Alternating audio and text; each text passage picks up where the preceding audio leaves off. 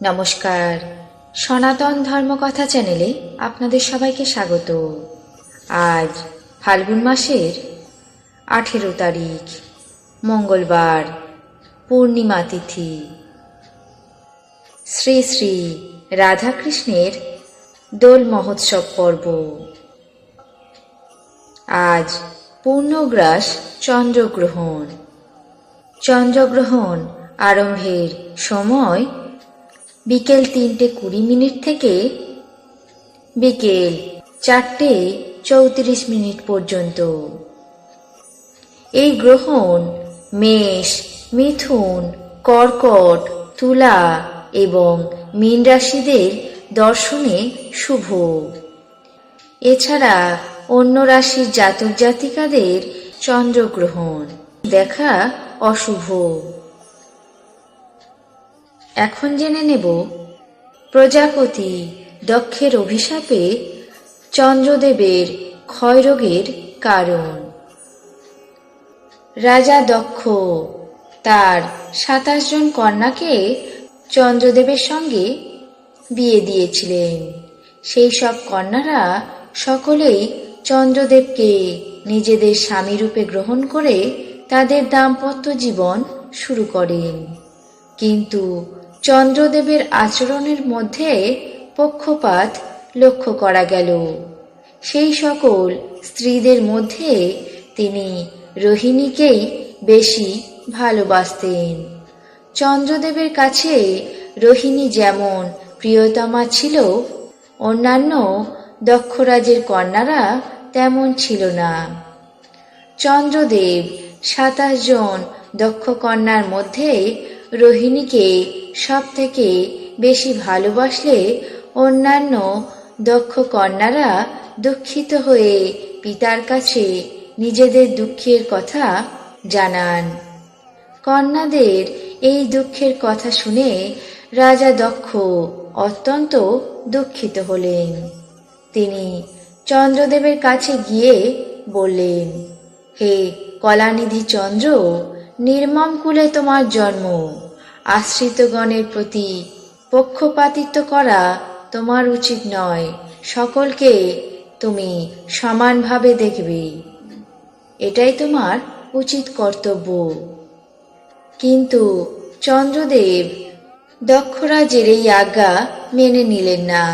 তিনি পূর্বের মতো একই রকম ভাবে রোহিণীর প্রতি অত্যাধিক আসক্ত হয়ে অন্যান্য পত্নীদের অবজ্ঞা করতে লাগলেন।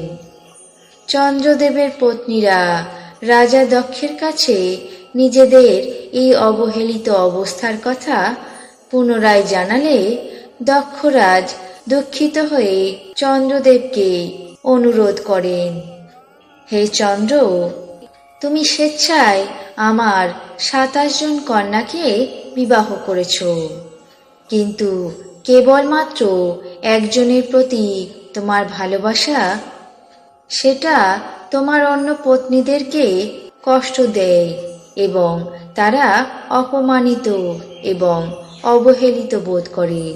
সুতরাং তোমাকে আবার অনুরোধ করছি, তুমি তোমার সকল পত্নীদেরকে সমানভাবে প্রেম দান করো। চন্দ্রদেব দক্ষের কথাকে গ্রাহ্য না করে একইভাবে কেবলমাত্র রোহিণীর প্রতি প্রেম পরায়ণ হয়ে পড়েন।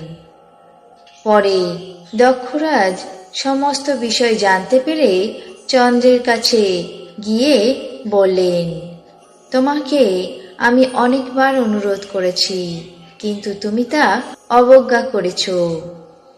এই জন্য তুমি আজ থেকে ক্ষয় রোগে আক্রান্ত হও। এই অভিশাপ বাক্য অনুযায়ী চন্দ্রদেব ক্ষয় রোগে আক্রান্ত হয়ে ক্ষয় হতে শুরু করলেন। চন্দ্র ক্ষয় রোগে আক্রান্ত হলে পৃথিবীবাসী হাহাকার করতে শুরু করল। দেবতা এবং ঋষিগণ অত্যন্ত চিন্তিত হয়ে পড়ল। তখন চন্দ্রদেবের অনুরোধে সকল দেবতাগণ ব্রহ্মার কাছে গিয়ে সমস্ত বৃত্তান্ত বললেন। ব্রহ্মা সমস্ত কথা শুনে বললেন, চন্দ্রদেবের এমন কাজ করা কখনোই উচিত হয়নি। পূর্বেও চন্দ্রদেব অনেক মন্দ কাজ করেছেন। তখন আমি এবং অত্রিদেব চন্দ্রকে অনুরোধ করায় সে মন্দ কাজ করা থেকে বিরত থাকে। কিন্তু রাজা দক্ষের অভিশাপ কখনো বিফল হবার নয়। এখন কি করা যায়? যা হওয়ার তা হয়ে গেছে। হে দেবগণ, আপনারা সবাই চন্দ্রদেবকে নিয়ে পবিত্র প্রভাস তীর্থে গিয়ে শিবের আরাধনা করুন। ভগবান শিব প্রসন্ন হলে চন্দ্রদেব এই ক্ষয়রোগ থেকে মুক্তি পেতে পারেন। এরপর দেবগণ চন্দ্রদেবকে নিয়ে প্রভাস তীর্থে গমন করলেন। চন্দ্রদেব সেখানে সরস্বতী নদীর তীরে একটি গর্ত নির্মাণ করে দেবাদিদেব মহাদেবের পার্থিব মূর্তির পূজা করতে লাগলেন। দেবগণ চন্দ্রদেবকে প্রভাস তীর্থে রেখে নিজ নিজ স্থানে ফিরে গেলেন। চন্দ্রদেব 6 মাস মহামৃত্যুঞ্জয় মন্ত্রের দ্বারা ভগবান মহাদেবকে পূজা করলেন এবং 10 কোটি মন্ত্র জপ করলেন। তখন দেবাদিদেব মহাদেব প্রসন্ন হয়ে চন্দ্রদেবকে বললেন, হে চন্দ্র, তুমি তোমার অভিলাষিত বর প্রার্থনা করো।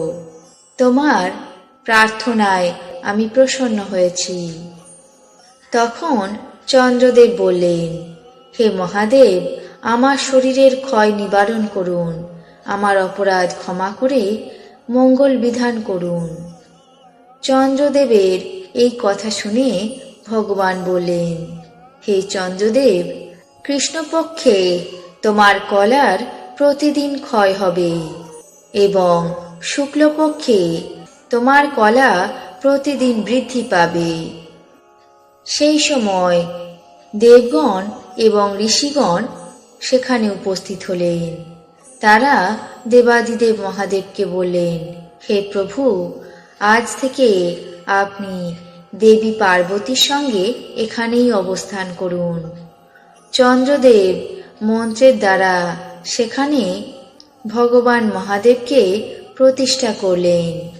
ভগবান মহাদেব সেই স্থানকে উত্তম তীর্থস্থানে পরিণত করার জন্য এবং চন্দ্রদেবের যশের জন্য সেখানে সোমেশ্বর নামে বিখ্যাত হলেন। এই পবিত্র প্রভাস ক্ষেত্রে যেখানে ভগবান শিবের লিঙ্গ দেখা যায়, সেখানে চন্দ্রকুণ্ডে 6 মাস স্নান করলে যে কোনো দুরারোগ্য ব্যাধি থেকে মানুষ মুক্তি লাভ করে। এইভাবে সোমেশ্বর লিঙ্গ উৎপন্ন হয়।